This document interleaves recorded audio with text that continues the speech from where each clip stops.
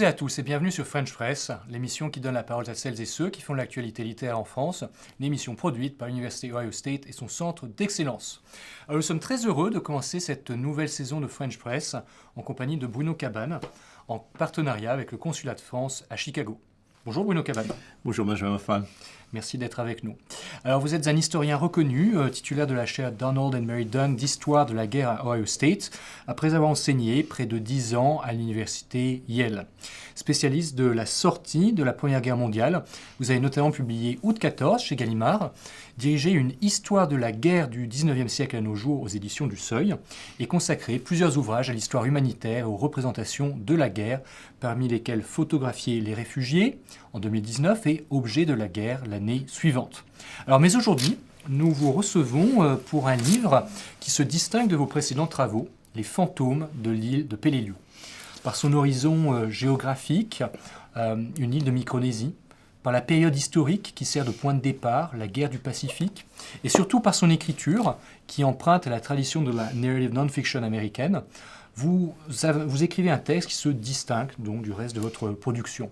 Vous y marchez sur les traces d'Eugene Sledge, un marine américain dont les mémoires hantent votre enquête, et vous composez vos propres archives au fil de vos séjours successifs sur l'île, en mêlant votre imaginaire à celui des combattants et des habitants de l'archipel de Peleliu. Alors pour commencer à parler de votre texte, je voudrais rappeler que votre livre donc s'ouvre sur ce premier voyage initial fondateur à Peleliu lui-même, voyage qui est marqué par, me semble-t-il, une impression d'étrangeté, de perte de repères. Vous racontez aussi que c'est la découverte des mémoires d'Eugene Sledge qui a déclenché vos recherches, ce projet de livre. Pouvez-vous revenir, s'il vous plaît, sur votre cheminement personnel et intellectuel, celui qui vous a amené à ce projet, vous qui êtes un historien de la Première Guerre mondiale et qui avez progressé, n'est-ce pas, au conflit mondial suivant. Qu'est-ce qui, dans la rencontre avec ce témoignage de soldats américains, vous a poussé ainsi à partir sur les traces de cette bataille oubliée et à consacrer plusieurs années à interroger les paysages, mais aussi les mémoires successives des différents peuples qui ont vécu sur cette île lointaine du Pacifique. Oui, effectivement, c'est un peu surprenant pour un historien de la guerre de 14 de travailler brutalement sur la guerre du Pacifique. D'ailleurs, ce n'est pas brutal, puisque comme vous le rappelez, Benjamin, c'est un long processus personnel, intellectuel, qui a duré plus de 10 ans, beaucoup plus d'ailleurs, puisque, d'abord, le point de départ, je suis un historien de la guerre, mais je suis un historien aussi de la sortie de guerre et des traces de la guerre, ce qui est peut-être déjà aussi le lien avec le livre actuel. C'est ce qui m'intéresse, sont notamment les vétérans, les traumatismes de guerre. Il est question beaucoup de traumatismes dans ce livre. En 2006, il y a 20 ans, en 2006, à la fin d'un de mes cours à Yale, un étudiant est venu me voir. C'était un cours sur l'expérience de guerre. Et il est venu me parler avec beaucoup d'enthousiasme d'un livre qu'il venait de lire, qui était inconnu en France. Moi, je venais de débarquer à Yale, je ne connaissais pas Eugene Sledge, je ne connaissais pas non plus ou très mal la bataille de Peleliu. Et donc il est venu me voir en me disant, mais voilà, vous devriez aller voir quand même, c'est un livre qui va vous plaire. Voilà. Donc je me suis précipité à la bibliothèque Sterling, que vous connaissez bien, qui est un monument, une sorte de gigantesque tour. On dit que Umberto Eco a été influencé par Sterling, ça l'a inspiré pour le nom de la rose. Bref, en début d'après-midi, je me suis installé, j'ai commencé à lire With the Old Grid et j'ai été littéralement happé par la lecture. Je crois sincèrement que sans cette impression initiale, peut-être que le projet n'aurait pas vu le jour, aurait été très, très différent. J'ai donc lu ce livre d'une traite. C'est, selon moi, l'un des plus grands récits, parmi les très nombreux récits de guerre, de la guerre au XXe siècle. Et je vais expliquer pourquoi plus tard. Et puis, j'ai été très frappé par une photographie qui se trouve au début du livre, qui est reproduite évidemment dans mon livre et puis dans la traduction de We Will Breed en français, qui est paru en 2019. On y voit Sledge en 1945, au lendemain de la bataille d'Okinawa. C'est un homme qui est un jeune homme dont le regard est perdu dans le vide. Vous savez, les Américains parlent de thousand yard stare, c'est-à-dire le regard au loin, qui est en fait un regard du combattant traumatisé. Et ça m'a frappé évidemment sur le moment, mais ça m'a frappé d'autant plus que des années plus tard, alors que je commençais à enseigner ici à Ohio State, je me suis décidé à prendre la route d'Auburn pour aller dans les archives Sledge, parce qu'il a laissé toutes ces archives, c'est-à-dire, ce qui est formidable, ça ferait rêver tout historien, non seulement ses archives personnelles, enfin, je veux dire, ses archives professionnelles, mais aussi toutes les lettres qu'il a échangées avec sa famille pendant la guerre, parce qu'il écrivait avec ses parents tous les jours, il recevait des lettres qu'il a aussi gardées, il avait 20 ans, hein. Et également toutes les lettres qu'il a reçues des vétérans américains qui lui ont écrit après la parution de We Be Our Bride. Et là, on a des centaines de lettres qui évoquent la bataille de Peleliu. Bref, je suis allé d'abord à Auburn et je suis allé à Mobile, la petite ville de l'Alabama où il est né. Et je suis allé dans son lycée, accueilli par une bibliothécaire absolument formidable, qui, après avoir cherché, a retrouvé des photos de Sledge à 20 ans. Et le visage de cet homme à 2 ans de différence est complètement différent. Ça m'a là aussi frappé. Et j'ai retrouvé des traces de son écriture, évidemment, après la bataille. Avant la bataille, on n'a pas l'impression que c'est le même homme qui a écrit. Donc tout ça m'a vraiment énormément intrigué. Alors, après, pourquoi aller à Peleliu ? C'était finalement le fond de votre question. Je crois que j'étais à un moment de ma vie professionnelle où je ressentais le besoin de faire autre chose. J'avais l'impression que je sortais un peu que j'avais épuisé un certain nombre de questions qui m'intéressaient pour la Première Guerre mondiale. Et j'avais un envie d'ailleurs, ce qui, je crois, assez banal, peut-être à un certain âge. Et puis, à un moment où on commence à voir l'histoire différemment, à voir son métier différemment. Et c'est aussi la chance d'enseigner ici, d'occuper cette chaire dans London et d'avoir la possibilité justement de financer des travaux de recherche comme celui-là. Donc je suis parti en 2017, une première fois à Peleliu, j'y suis retourné ensuite à 3 reprises. Et écoutez, vous parliez de désorientation, je crois que la première fois je n'ai strictement rien compris.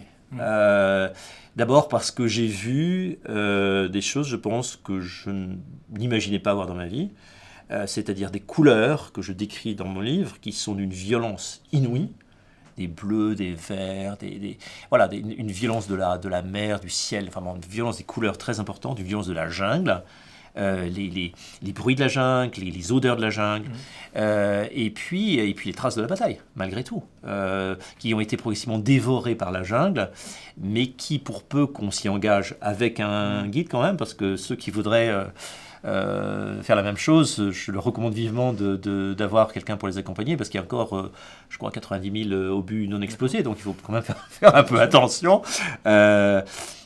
Et progressivement, donc j'ai senti le sujet quand même, parce que voilà, ça fait quelques années que je fais de la recherche et que j'enseigne.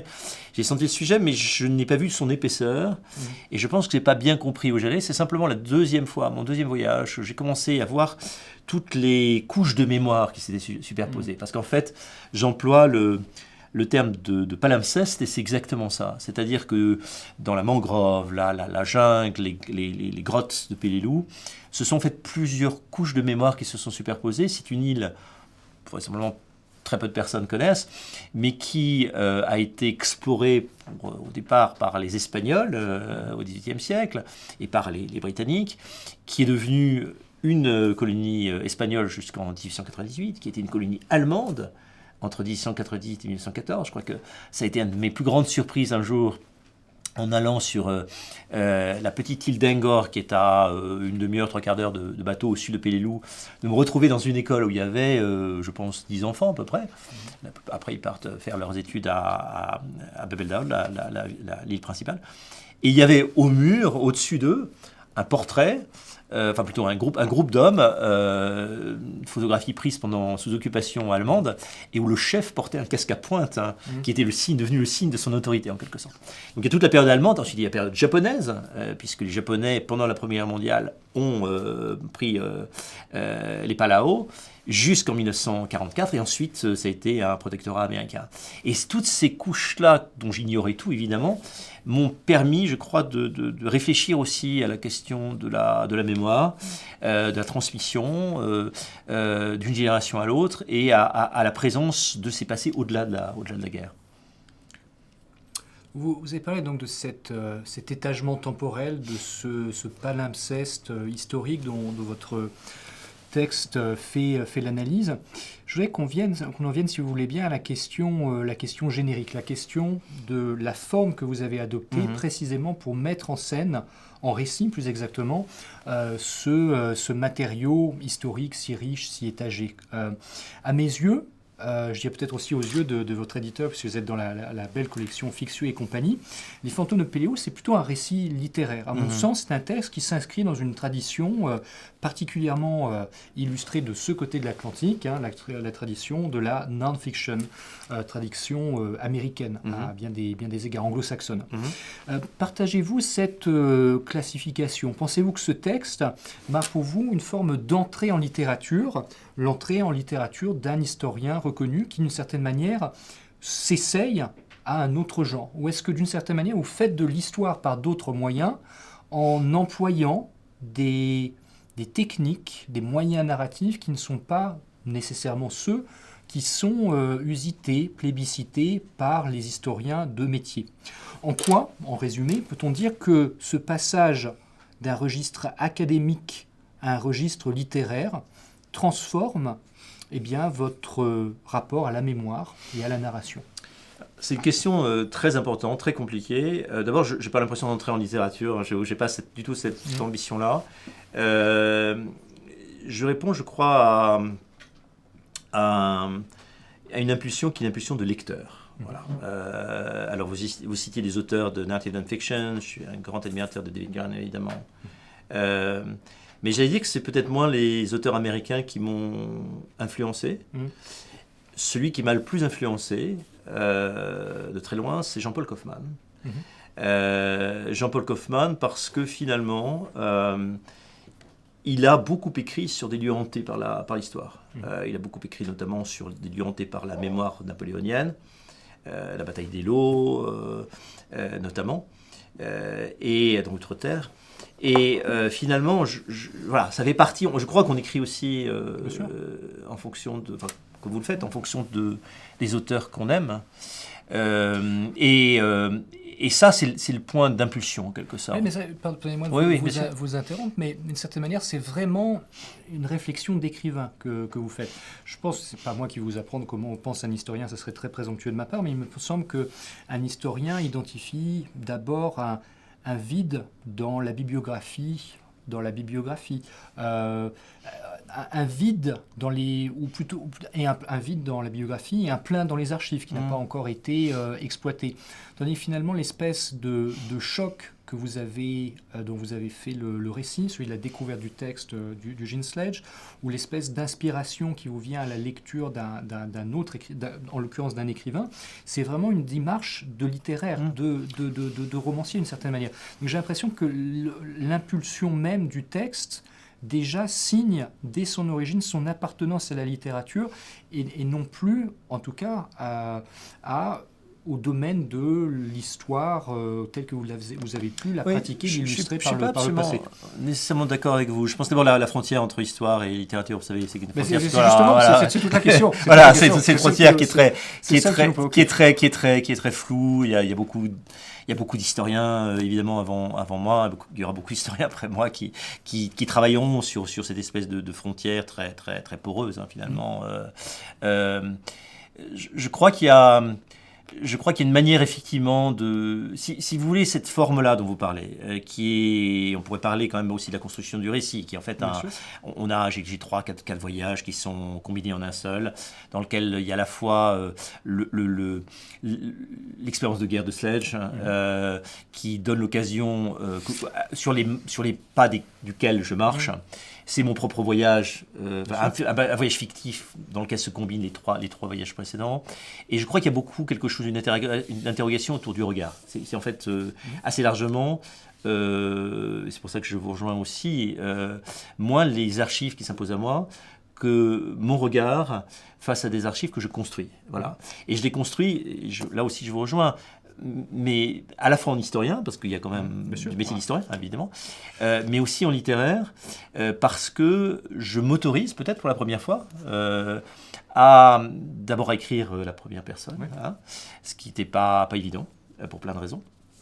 Mais aussi parce que je me suis dit que Benjamin, tout simplement, c'était la seule manière d'aborder en profondeur ce sujet.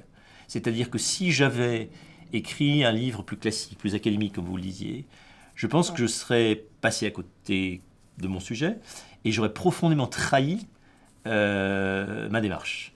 Donc la démarche que vous appelez littéraire, je suis très flatté que vous le reconnaissiez comme littéraire, est aussi une démarche, je pense, d'honnêteté et une démarche qui me permet d'aller plus loin, qui me permet de saisir, de ressentir,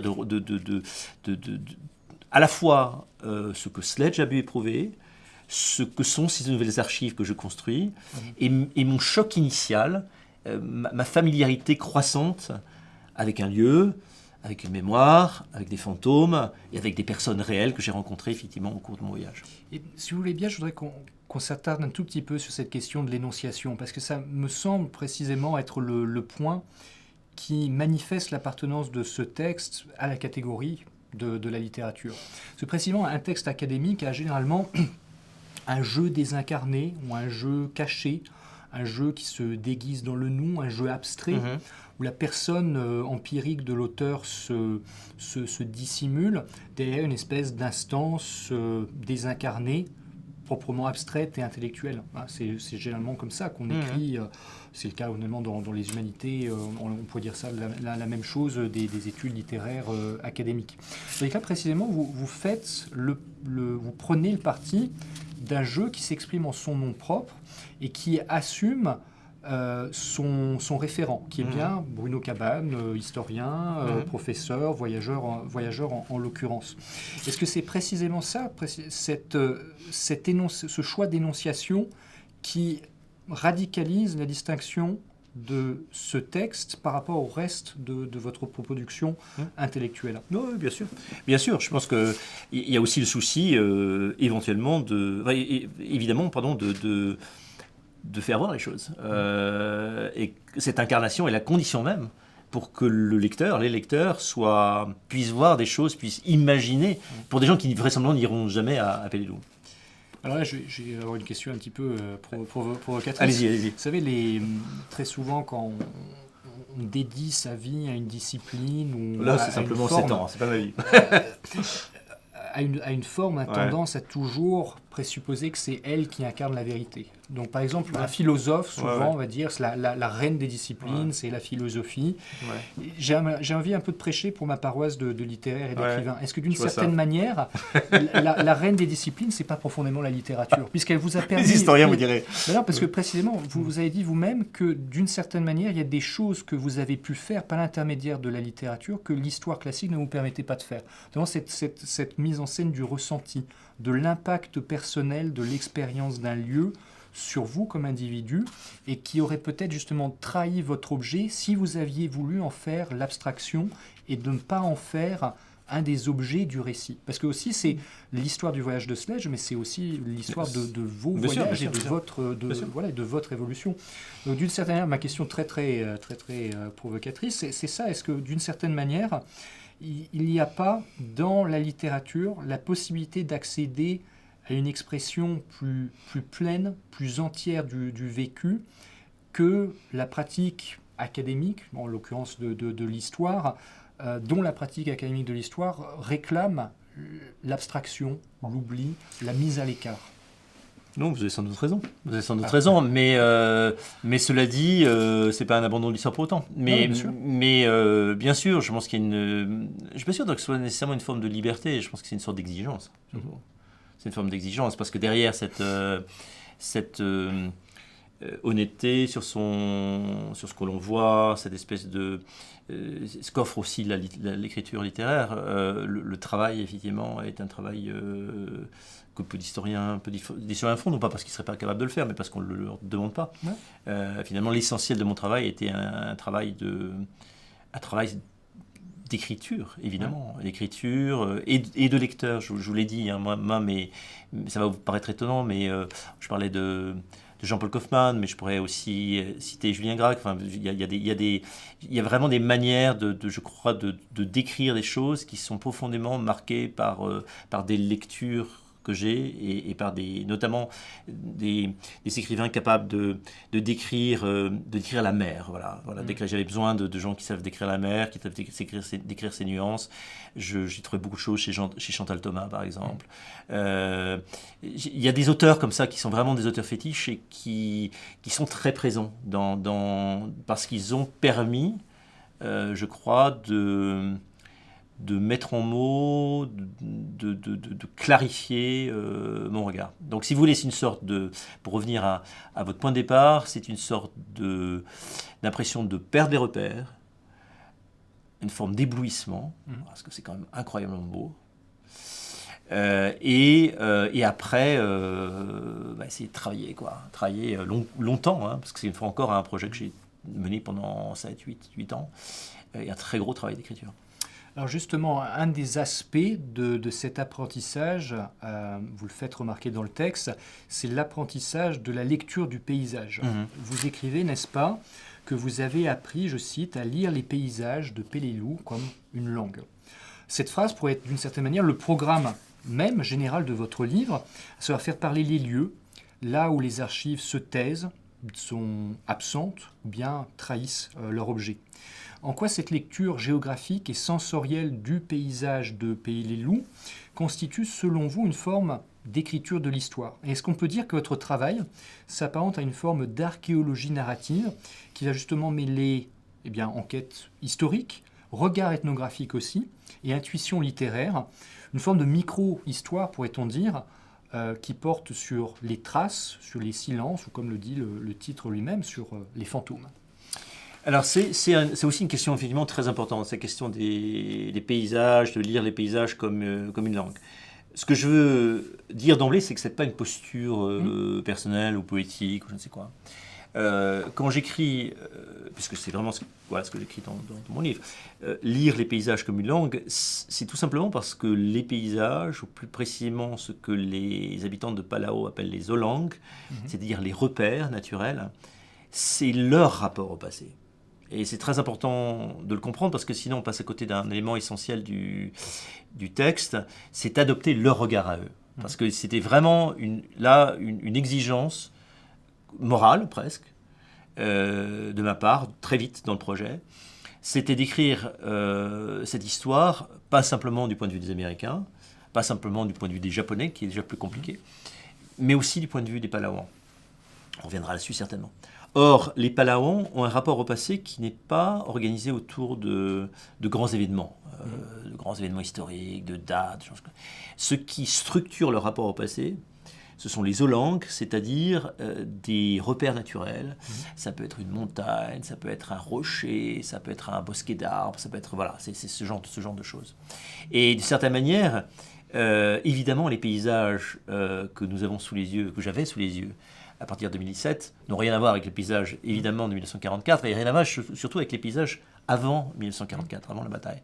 Donc si vous voulez lire les paysages comme une langue, et c'est là où je vous rejoins dans la notion d'archéologie, c'est non seulement comprendre ce que j'avais sous les yeux, mais aussi essayer derrière ça, comme si ça avait été une sorte de voile en quelque sorte, dépasser ces dimensions-là, pour voir tous les paysages qui derrière ça, faire une sorte presque d'étymologie, si vous voulez, de la langue justement, actuelle, pour voir tous les paysages cachés, anciens, qui avaient été détruits, qui étaient dissimulés, et qui font encore partie de l'identité des Palauans. Alors, pour vous donner un exemple bien précis, en 1945, 45-46, un an et demi après la bataille, les premiers habitants de Peleliu reviennent. Ils ont été évacués de leur île avant la bataille. La bataille, on en a très peu parlé, c'est une bataille qui a lieu du 15 septembre 1944 au 27 novembre 1944, 12 000 morts côté japonais, c'est-à-dire qu'il y a une garnison de 12 000 japonais, ils sont à peu près tous anéantis. La plupart ont été tués dans les combats, mais aussi ils ont été enterrés vivants dans les grottes, dans lesquelles ils s'étaient réfugiés, et leur corps s'y trouve encore. Donc c'est un cimetière à ciel ouvert. Et dans ce cadre-là, dans cette bataille-là, l'artillerie détruit tout. Et quand les habitants reviennent, 1 an et demi après la bataille, ils ne retrouvent rien. Ils se retrouvent face à... il faut imaginer, avant 1944, c'était une île couverte de végétation, mangée par la jungle. L'île est tellement détruite que la première impression, c'est l'impression d'une blancheur éclatante. Des Palawans qui ensuite iront faire leurs études aux États-Unis, et donc qui reviennent, enfin qui parlent de ça plus tard, diront que ça leur faisait penser à de la neige. C'est-à-dire qu'ils étaient obligés d'avoir littéralement des lunettes de soleil pour se donner par l'armée américaine. Curieux cadeau après avoir détruit complètement l'île, pour qu'ils puissent se déplacer, qu'ils puissent vivre sur leur île. Et puis, ils ont été complètement installés au nord de l'île, dans un petit village qui est toujours là, dans lequel ils sont toujours, parce que tout le reste était bourré d'explosifs. Donc ils ont perdu tout leur repère, et on voit quand on se promène, comme je l'ai fait, c'est pas très grand, Palau, c'est 10 km de long sur 3 de large. Donc j'ai beaucoup circulé effectivement, notamment à vélo sur l'île. On voit des petits signes sur les bords de la route avec le nom du hameau dont il ne reste rien du tout, qui n'existe plus. Hein. Donc il faut imaginer des femmes et des hommes qui sont comme en exil sur leur propre île. Et puis, plus grave encore, d'une certaine manière, tous leurs repères naturels, les langues dont je parlais, mais aussi les repères sacrés, puisque l'habitude voulait que les plus glorieux de leurs ancêtres soient enterrés sous les eaux des Angels, c'est-à-dire des pierres qui étaient devant leur maison. Tout ça a été détruit. Et ils nous racontent, dans leurs témoignages oraux, sur lesquels j'ai pu travailler, que ils étaient coupés en quelque sorte de leur passé. Et voilà, donc comment les paysages sont finalement des éléments centraux, et comment j'ai pu apprendre cette langue, non pas évidemment par moi-même, mais grâce au contact régulier avec les habitants de Peleliu. Il y a 500 personnes à Peleliu, c'est-à-dire on est très vite remarqué. J'ai été accueilli merveilleusement par un couple de personnes de Peleliu qui était le seul hôtel d'ailleurs de l'île, Godwin et Mayumi Sadao, et eux-mêmes m'ont expliqué le passé de leur île, m'ont montré, m'ont fait visiter l'île. On est allé dans la jungle avec eux, et Cam Givens, mon assistant de recherche. Et comme ça, finalement, progressivement, j'ai eu l'impression d'apprendre finalement ce paysage comme une langue. Alors vous avez fait allusion à cet événement ironique, n'est-ce pas, de l'armée américaine qui donne très généreusement des lunettes de soleil même plusieurs aux habitants de l'île dont l'espace vient d'être dévasté. Et cela me permet d'en devenir un aspect du texte que je souhaitais aborder avec vous, celui de la représentation de l'armée américaine. L'un des fils rouges de votre livre étant, n'est-ce pas, une espèce de critique de ce mythe américain, alors véhiculé par les États-Unis eux-mêmes, d'une bonne guerre, mémoire édulcorée de la Seconde Guerre mondiale aux États-Unis. Comment cette étude de cas, qui est aussi votre ouvrage sur la bataille de Peleliu, une bataille longtemps marginalisée, oubliée dans la mémoire collective, eh bien, comment est-ce qu'elle permet de remettre en cause cette vision héroïque volontairement véhiculée par l'armée américaine ? Quelle résistance avez-vous rencontrée aux États-Unis ou ailleurs face à cette volonté de nuancer cette image idéalisée, notamment par le cinéma, de marines qui mettent qui sont au cœur de ce combat, afin de mettre en lumière la part de violence, voire de barbarie, qui a été centrale dans cette longue bataille de plusieurs mois. Oui, là c'est une question d'historien, c'est une question de... mais que vous avez traité en littéraire. Oui. En fait, c'est un point très très important aussi. La Deuxième Guerre mondiale, c'est un creuset de la mémoire américaine. Hein. C'est la bonne guerre. On parle de la Greatest Generation pour la génération des combattants de la Deuxième Guerre mondiale. Et tout est fait pour présenter les Américains comme des défenseurs de la civilisation, notamment face à des Japonais dont même des historiens d'ailleurs insistent essentiellement sur leur fanatisme. Et comme des libérateurs. On a cette image-là notamment en Europe, avec la libération de la France et de l'Europe. Peleliu est une bataille oubliée, complètement.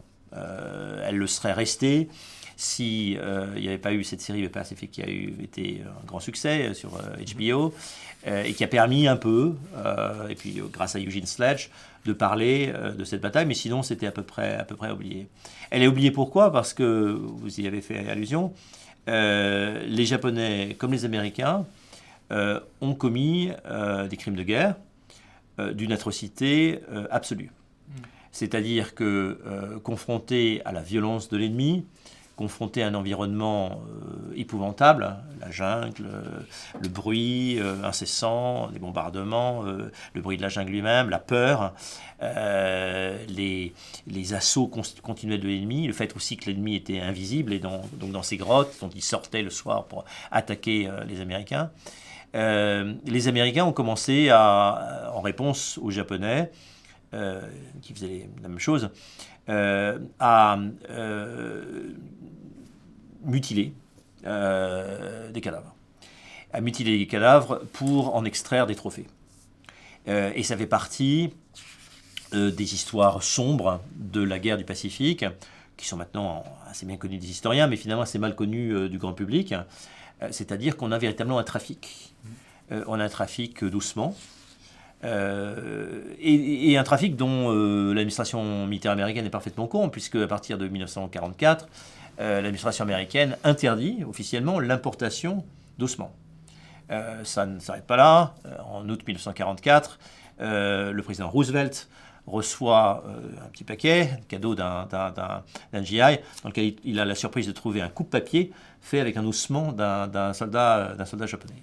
De dire qu'il n'a pas accepté le cadeau, et il y a une enquête qui a été... Voilà. Donc ces atrocités sont connues, elles sont évoquées un peu dans la presse, il y a une photo absolument atroce qui fait la une, je crois, de Time, dans laquelle on voit une jeune femme qui est une ouvrière de guerre, qui est en train d'écrire une lettre à son boyfriend, parce que le boyfriend lui a envoyé un crâne japonais, et c'est une lettre de remerciement. Donc c'est quelque chose qui est très connu à l'époque, mais qui est après oublié. La seule trace, à mon avis, importante, Sledge en parle après évidemment, dans ce texte publié bien plus tard, c'est un livre absolument merveilleux, monumental, qui, alors, vous parliez de mes influences littéraires, c'est le livre de Norman Mailer, Les Nuits et les Morts, qui est paru en 1948, et Mailer parle effectivement aussi de ces atrocités. Donc la résistance à laquelle vous faisiez allusion, là le livre n'est pas encore traduit en anglais, on verra bien. Je m'y attends un peu, évidemment. Dans les toutes premières pages, je parle de cette bonne guerre, de la Greatest Generation, et je dis que c'est une légende. Parce que dans ce cas, évidemment, ça n'est pas évidemment une bonne guerre. Et je m'attends vraisemblablement à des réactions un peu vives, de même que ma collègue et amie Marius Roberts, dans le livre magnifique qu'elle avait fait sur les violences sexuelles commises et les viols commis par l'armée américaine en 1944, avait reçu un courrier très abondant d'Américains qui lui avaient dit « Mais comment vous permettez-vous de parler en ces termes-là, d'écrire en ces termes sur des libérateurs de l'Europe ?» Là, je pense que la réponse va être en fait... c'est une réponse des atrocités japonaises. Ce sont les Japonais qui étaient des fanatiques et on n'a fait que répondre à tout ça. Vous savez, Benjamin, moi ce qui me frappe, c'est la puissance de la haine quand même dans cette histoire. Juste avant de venir enregistrer cette émission, une collègue, ce qui est assez étonnant, c'est que finalement ce bouquin qui n'existe encore pas aux États-Unis, j'ai beaucoup malgré tout de collègues américains qui est paru en France et qui ont un membre de leur famille qui a combattu à Peleliu. Et cette collègue, Amelia Lyons, qui est à l'Université de Floride, son grand-père a combattu à Peleliu, et il vient de m'envoyer, je l'ai eu aujourd'hui, une lettre de Sledge qui avait été envoyée à un collectif de vétérans, dont son grand-père, dans lequel il expliquait qu'il n'avait plus du tout envie de retourner à Peleliu. Pour lui, ce que j'écris aussi dans son livre, dans mon livre, ça serait insupportable. Pour lui, c'est un lieu hanté par les fantômes, c'est un lieu atroce, et il aurait vraiment la crainte de s'effondrer en quelque sorte. Mais ce que j'ai vu dans cette lettre que j'ai lue il y a 2 heures est absolument monstrueux, parce que finalement, il écrit aussi, c'est un homme d'une bonté profonde, Sledge. Moi, je crois que c'est vraiment un homme bien. Enfin, on a vraiment cette impression-là quand on le lit, quand on lit ses archives, quand on lit ce que ses proches disent de lui. C'est un homme qui a été brisé par la guerre, qui a vraiment, qui a vécu avec ses fantômes et avec ses traumatismes, et qui est quelqu'un de bien, et qui dans son texte, n'est pas du tout en position de surplomb, il n'est pas moralisateur, il n'est pas à juger les types autour de lui qui font des atrocités. Il dit, moi j'ai réussi à éviter ça parce qu'il y a le médecin de ma compagnie qui m'a dit non, il ne faut pas que tu touches aux ossements, tu vas attraper des maladies. Et je n'ai pas basculé dans la déshumanisation. Bref, cette lettre, il écrit dans la lettre qu'il adresse à ses vétérans, eh bien, moi, des décennies après, nos anciens ennemis, je ne leur souhaite qu'une chose, c'est de brûler en enfer. C'est de brûler en enfer. Et ce qui est très intéressant, c'est que j'ai, donc dans la photo que Amélia m'a envoyée, j'ai donc cette lettre de Sledge, et en marge, Leo Lyons, dont son grand-père, qui devait être un peu moins, belliqueux, écrit de sa main, moi, je n'achète pas de voiture japonaise, mais je ne leur souhaite pas la même chose. Mais il faut expliquer quand même, comprendre, ceux qui nous écoutent là et nous voient, la profondeur de cette haine des Japonais, qui est encore présente, je pense, alors, beaucoup de vétérans maintenant sont morts, mais c'est quelque chose qui s'est transmis, cette mémoire du soi-disant fanatisme japonais. Et bien sûr, il y a des éléments de fanatisme, évidemment, mais les historiens, s'ils s'abritaient derrière des catégories comme le fanatisme, on n'irait pas très très loin. Donc finalement, j'ai été aussi, je crois, interpellé par la profondeur de cette haine et par la volonté très compliquée, mais d'essayer d'expliquer ce genre d'atrocité, du point de vue des Japonais, du point de vue des Américains. Et donc, effectivement, j'attends avec impatience la sortie du livre aux États-Unis pour voir, au moins si je peux engager un dialogue, finalement, pour essayer de faire comprendre que cette haine-là a plein d'origines et que les choses sont finalement assez compliquées. Alors vous venez d'évoquer les deux acteurs principaux du conflit, l'armée américaine d'un côté, l'armée japonaise de l'autre. Cependant, votre texte est aussi un texte qui donne à voir des voix qui sont marginalisées, qui sont effacées, qui ne sont pas seulement celles des Américains et des Japonais. Vous faites entendre la voix des Palouans, des travailleurs forcés coréens, des travailleurs forcés chinois également, de toutes ces populations déplacées ou ignorées dans les récits militaires américains. Comment cette volonté de décentrage du conflit transforme la compréhension que nous pouvons en avoir. Et j'ai plus globalement, pour replacer votre démarche dans celle de courants historiographiques importants, peut-on dire que votre démarche critique est celle d'une démarche qu'on pourrait dire postcoloniale, qui cherche à redonner chair à celles et ceux que l'histoire officielle a volontiers mis de côté? Là aussi une question importante parce que ça serait finalement relativement facile disons, c'est pas très facile d'écrire la bataille du point de vue japonais parce qu'il y a pas de survivants, il y a très peu de survivants. Américains, on a énormément de choses, on a des récits, on a des témoignages d'histoire orale. Rapidement sur les Japonais, quasiment 12 000 morts, il y a eu 30 survivants, 30. Voilà. Bon, on a eu de la chance parce que un Japonais que j'ai rencontré, un journaliste et historien, Masao Hiratsuka, les a interviewés dans les années 2000. Le dernier est mort en 2019. Donc on a des témoignages des Japonais. Bon. Pour les autres, il se trouve effectivement, pour les choses les unes après les autres, les Coréens. Bon, les Coréens, il y a eu beaucoup de travailleurs coréens qui ont travaillé à la défense de l'île, à la construction des bunkers et à l'aménagement des grottes. Bon. Il y en a beaucoup qui sont morts avec l'armée japonaise. Là, il ne reste rien. C'est-à-dire qu'il y a un monument sur l'île principale de Bab el-Alod en leur mémoire, en mémoire aussi de tous ceux qui étaient sur l'île principale de Bab el-Alod et qui sont pour la plupart morts de faim parce que l'île a été mise sous blocus par les Américains. La garnison japonaise, qui avait utilisé les travailleurs de force coréens, s'est empressée évidemment de monopoliser le peu de nourriture qui restait et de laisser mourir de faim ces travailleurs forcés. Donc ça, il fallait leur redonner un peu la parole, mais je le fais assez largement en interrogeant les silences, effectivement, leurs traces, c'est-à-dire les ouvrages fortifiés qu'ils ont construits, mais on n'a pas grand-chose. Pour ce qui est des Palawans, on a beaucoup de chance parce qu'on a des archives, des enquêtes orales qui ont été faites beaucoup par des chercheurs américains dans les années 70-80. Et dans lesquels les Palawans expliquent leur expérience de la guerre. Alors je parle des Palawans parce que c'est ceux qui vivaient sur l'île principale. Les habitants de Peleliu, ils ont été évacués. Donc les habitants de Peleliu, en fait, ils ont vu au loin brûler leur île, mais ils n'ont pas participé à la bataille. Et donc on a ces archives orales qui sont assez extraordinaires. J'allais dire que ce qui est intéressant chez les Palawans, quand on les interroge, comme je l'ai évidemment fait à chacun de mes voyages, ils disent aussi que ça n'est pas leur histoire, quoi. Moi, je me souviens d'une des premières questions, un peu naïve, que j'ai posée notamment à Godwin, notre guide.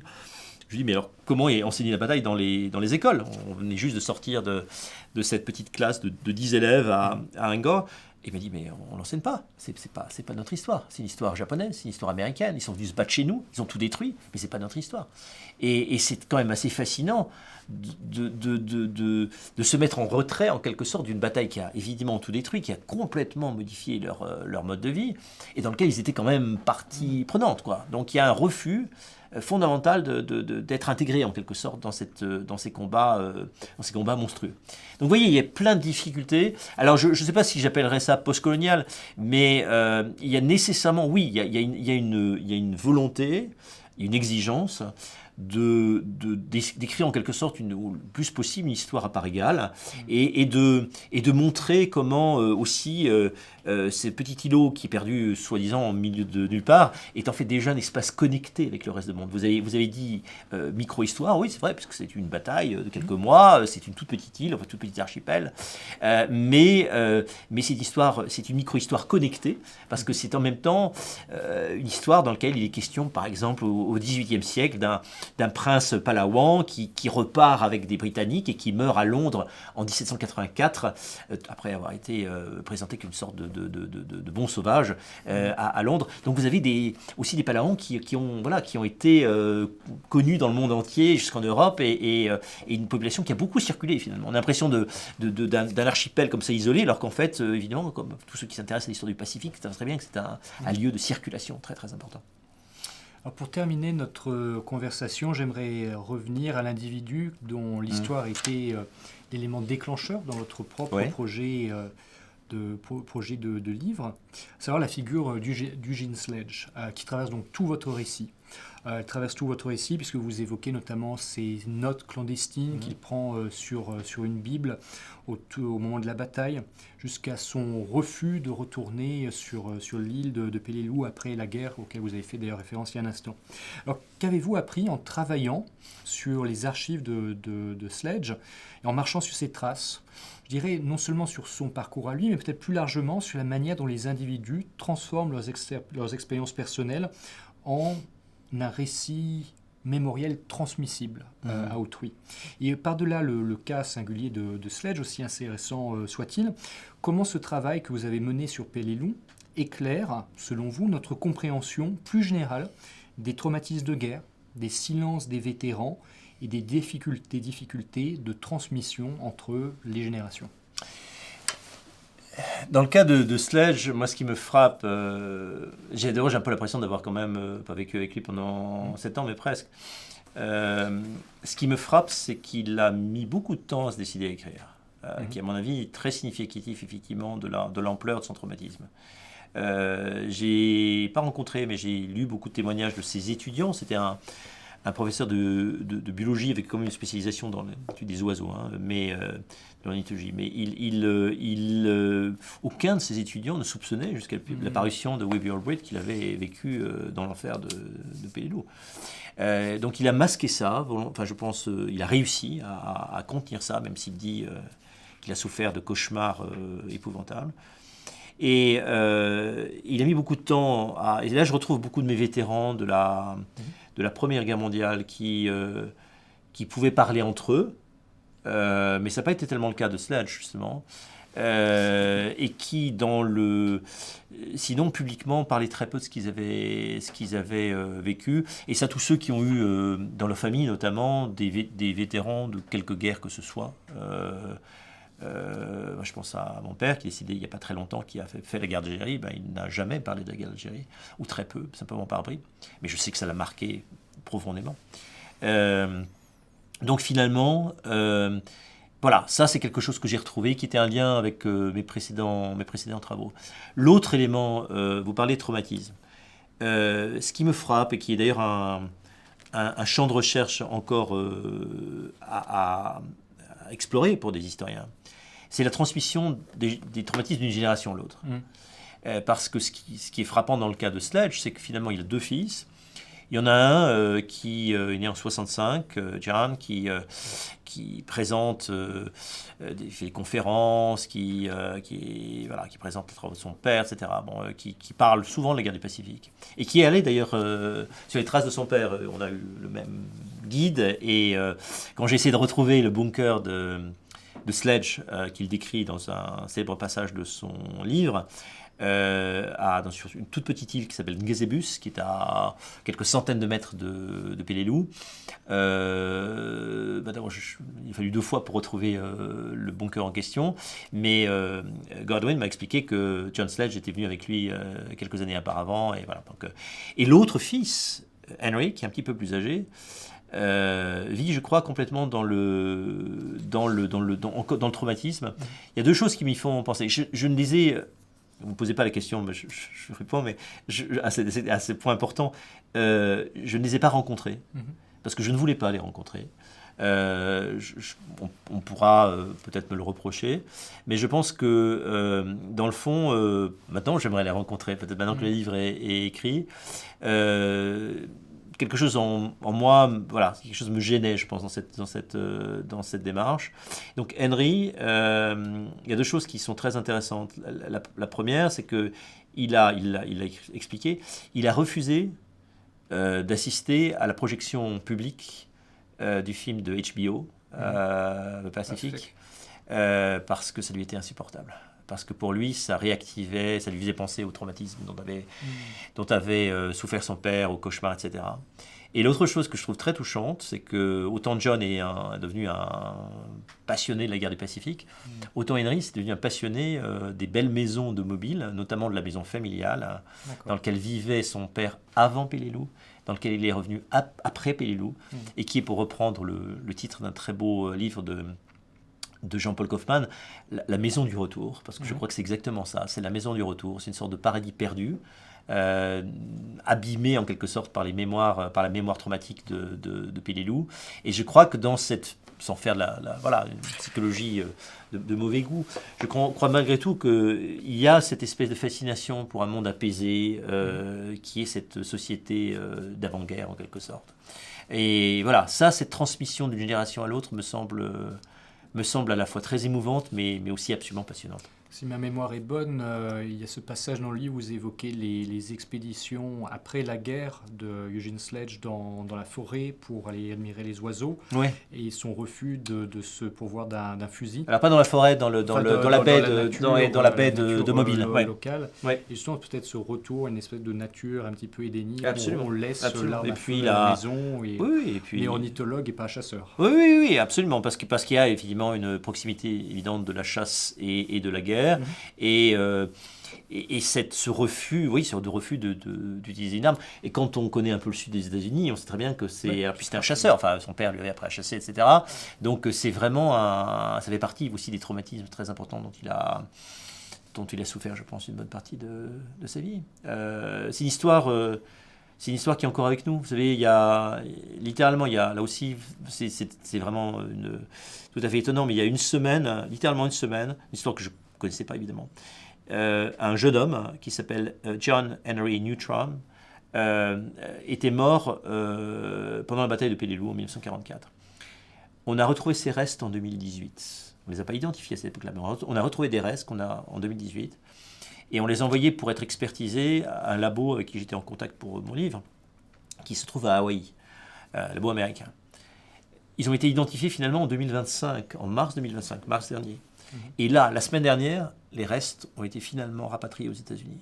Je n'ai aucune idée de la famille qui lui reste, ce qui explique sans doute la lenteur de la démarche, c'est qu'on a eu sans doute beaucoup de peine à trouver des descendants ou des membres de la famille. Mais je trouve ça extraordinairement émouvant de penser que la guerre la bataille de Peleliu est encore avec nous, encore proche de nous, et qu'encore en ce moment, on retrouve des ossements. J'ai rencontré, c'est une autre rencontre très émouvante dans ce projet qui m'a occupé quand même 7-8 ans. Un très vieil homme, quand je l'ai rencontré, il souffrait d'un cancer, je ne sais pas du tout s'il est encore vivant, qui s'appelle Sashio Kageyama, que j'ai rencontré à Mito, dont venaient beaucoup de combattants japonais. Et cet homme a consacré sa vie, 55 voyages, Benjamin, a consacré sa vie à aller rechercher les ossements de combattants japonais de la bataille de Peleliu. Aucun lien personnel, puisque son père n'avait pas participé à la bataille, mais une obsession de donner une sépulture décente aux Japonais. Voilà. Donc oui, cette bataille est encore présente. Je finis mon livre en posant la question de savoir ce qui restera des fantômes lorsqu'ils n'auront plus personne à hanter, parce que je crois que les vétérans sont morts, mais la hantise est toujours là. C'est un lieu qui est hanté, et dans mon cas, évidemment, j'ai vraiment l'impression que c'est une des expériences de recherche les plus bouleversantes, je pense, de ma vie de chercheur. Très bien, merci infiniment. Merci Benjamin. Je voudrais revenir, pour conclure cet entretien, à la dimension de palimpseste. De palimpseste, puisque vous avez insisté sur cette dimension du territoire lui-même comme un palimpseste. J'ai votre livre est aussi un palimpseste d'histoires successives. L'histoire de Sledge, l'histoire de cette bataille, mais aussi ce que j'ai trouvé particulièrement touchant et réussi dans le texte, c'est aussi cette histoire plus longue. Vous évoquez notamment ce prince Palawan du XVIIIe siècle. Donc c'est ça, je pense, qui pourra sans doute passionner vos lecteurs. Ces étagements successifs d'histoire, et vous avez merveilleusement réussi à relier dans un récit donc littéraire, n'est-ce pas? Alors, merci infiniment pour votre présence. Merci à vous, Bruno Cabane, d'être venu nous parler donc des fantômes de Peleliu, de l'île de Peleliu, donc publié aux éditions du Seuil dans la collection Fiction et compagnie. Nous reviendrons très bientôt avec un nouvel entretien, avec l'économiste Thomas Porcher, qui viendra nous parler de son récit publié chez Stock, intitulé Le Vacataire, sur lequel il se penche sur une espèce de journée représentative d'un membre de l'enseignement supérieur en France, non titulaire, et sur les symptômes des dysfonctionnements dans l'enseignement supérieur en France que cette journée permet de mettre en lumière. En attendant cette prochaine rencontre, nous invitons à revoir les précédents entretiens de French Press, à nous suivre également sur nos réseaux sociaux, ainsi que sur le site de la Villa Albertine, le site des services culturels de l'ambassade de France aux États-Unis. À très bientôt pour un nouveau rendez-vous avec French Press.